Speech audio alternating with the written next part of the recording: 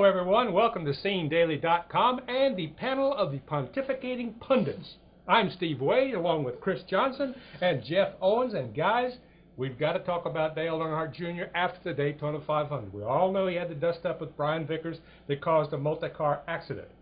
Earnhardt has been blamed for that accident. He doesn't seem to want to accept that blame. What do you think, Kris?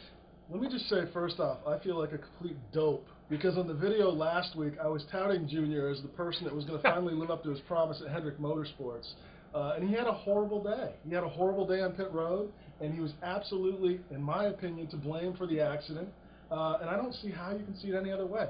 Do you agree with that? Yeah, this was not a good start to the season for Dale Jr., a guy who already was under a lot of pressure to step up and perform after a disappointing first year at Hendrick Motorsports. He had the two mistakes on pit road, and you had to be asking yourself right then, what's going on? Yeah. You know, one time you can sort of understand, but he comes back and makes a second mistake, and I absolutely think the wreck was his fault. I think it was a result of him being frustrated at the two mistakes he'd already made. You know, you can look at it a couple of different ways, but I think he was being too aggressive at that point, trying to get his lap back. He was trying to force the issue. I think Brian Vickers had every right to go down and block him, and then Junior either made an honest mistake and turned into him, or some people seem to think he might have done it intentionally. I hate to think he did that intentionally. I don't think he's that kind of guy, but I certainly think he was at fault, and it was a bad deal. Well, let's set the scenario so people understand. Junior was the lap down at the time, and the reason he got a lap down was, as Jeff pointed out, a mistake at pit road where they got penalized a lap for being over the outside line. So being a lap down, he was obviously very frustrated.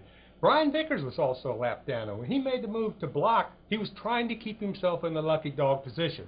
Junior went below the yellow line, had no choice but to come back up.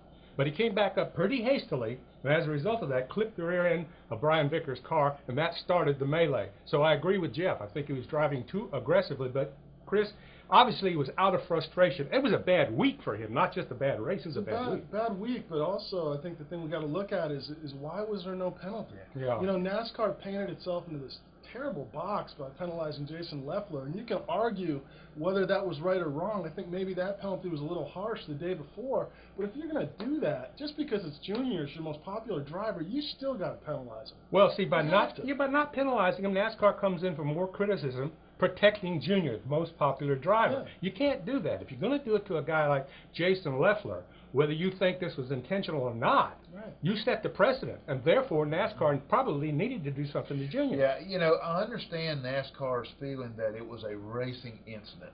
Certainly it was, and I understand that. But the problem is they penalized Leffler the day before for aggressive driving, rough driving, aggressive driving. And what Jason Leffler did seemed like an honest mistake and just an accident. How can you penalize him for aggressive driving? And when Junior's move was far more aggressive than anything Jason Leffler did. So it puts NASCAR in a bad position. And they were in a no-win situation. They'd have gotten heat if they'd have penalized him, and they're getting even more heat now for not penalizing. The question now is, I think, how does this affect Junior going forward? Yeah. He is getting a tremendous amount of criticism from his all own fans across the board.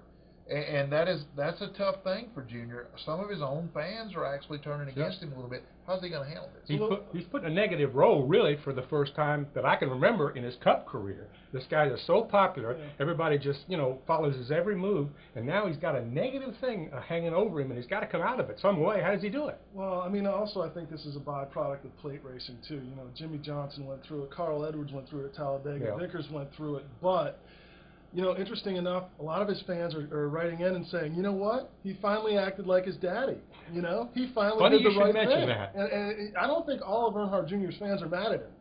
I really don't. I think a lot of them are proud of him. Yeah, he did in some ways act like his father, Jeff. Yeah, it's good that Junior is stepping up and showing some fire and desire, because he got questioned a little bit last year for that. A lot of people questioned his desire and his lack of commitment, so it's good that he's showing that. And I think he's got to continue to show that. He's got to be aggressive and drive hard, but he's also, got to kind of calm down a little bit and be careful out there and try to gain back a little bit of respect from his peers. And that's the thing, you know, you don't worry about the fans. The fans are going to come and go, and that's going to ebb and flow depending on what's happening. Right. He's got to worry more about competitors on the racetrack. Does it help if he says, I looked at the tape again and it was my fault? Does that help him? Well, I don't think there's any question about it, but whether he's going to be willing to do that, Yeah, that's another question. I don't know.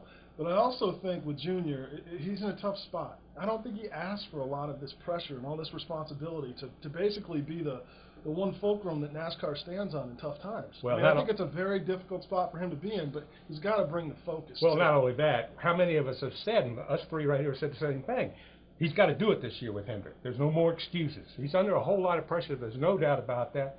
But I think he'll get through it. I hope so, and we'll see what happens. But Junior's got some decisions to make and some actions to take. No question about that in the future. That's about all the time we have here on today's roundtable discussion. Thanks for being with us. I'm Steve Waid, along with Jeff Owens and Kris Johnson. Say goodbye, Kris. Goodbye, Kris. Can't you fire him?